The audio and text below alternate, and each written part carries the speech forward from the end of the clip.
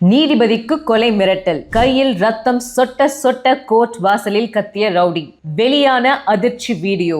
மதுரை கீரைத்துறை காவல்துறையினருக்கு வில்லாபுரம் அருகில் உள்ள கருவேலங்காட்டுக்குள் கஞ்சா கடத்தப்படுவதாக கடந்த 2024ஆம் ஆண்டு மார்ச் 7ஆம் தேதியன்று ரகசிய தகவல் கிடைத்துள்ளது. இதனை அடுத்து அப்பகுதிக்கு சென்ற காவல்துறையினர் அங்கு மரத்திற்கு கீழ் வெள்ளை சாக்குடன் சந்தேகத்திற்கு இடமாக நின்றிருந்த மதுரை புதுஜெயில் ரோடு பகுதியை சேர்ந்த சகோதரர்களான பாண்டியராஜன் மற்றும் அவரது சகோதரர் பிரசாந்த் மற்றும் பாண்டியராஜனின் மனைவி சரண்யா ஆகிய 3 பேரை பிடித்து விசாரித்தனர். அப்போது 25 கிலோ உலர் கஞ்சா இலைகளை பையில் அவர்கள் பதுக்கி வைத்திருப்பதை போலீசார் கண்டறிந்தனர். பின்னர் மூவரையும் பிடித்து விசாரித்த போது மதுரை சேர்ந்த பிரபல ரவுடியான வெள்ளை காளியின் என்பவனின் உறவினர் ஒருவர் இரவு நேரத்தில் வந்து 25 கிலோ கஞ்சாவை வைத்திருக்குமாறு கொடுத்ததாக தெரிவித்துள்ளனர். மேலும் அந்த கஞ்சாவை ஆந்திராவில் இருந்து வாங்கி வந்ததாகவும் அதன் பிறகு திருச்சியில் வேறொரு கஞ்சா வழக்கில் அந்த உறவினர் சிறைக்கு சென்று விட்டார் என கூறியுள்ளனர்.